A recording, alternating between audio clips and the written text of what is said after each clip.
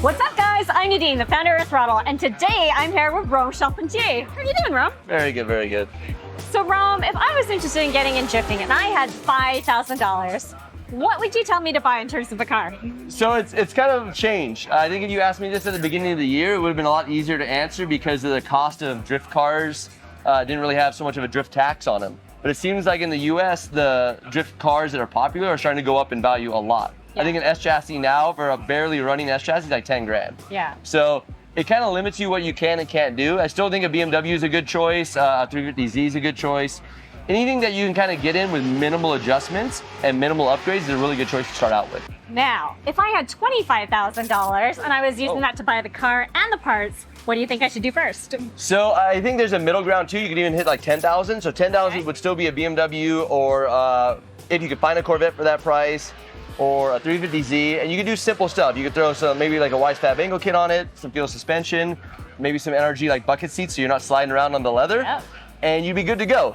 Okay. And then at 25, then you have to ask yourself, am I building a really cool street car, drift car, or am I building like a competition car? Because they can go in two totally different routes. My pro car is identical car as the street car, so still wise fab feel, all the basic stuff that really has to happen to make the car work. But the difference is on this one is I'm running a 4-speed dog box from G-Force and a Winter's quick change. Versus my street car is a stock drivetrain and I can just shift through the gears and drive it comfortably on the street. And if I wanted to save some money, is it possible to find some parts in some junkyards?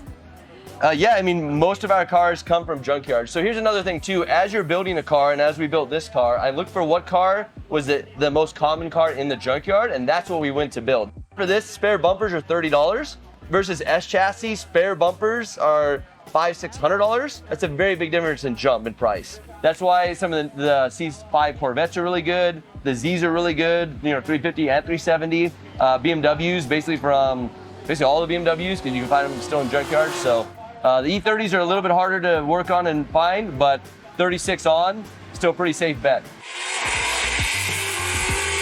So Rome, thank you so much for sharing that with us. If people want to know more about you, where can they go? So you guys can find us on Throdle. That's probably our main platform. You can also find us on Instagram, YouTube, and Facebook. Anything is basically on Rome CP. So look at Rome CP and we'll be there.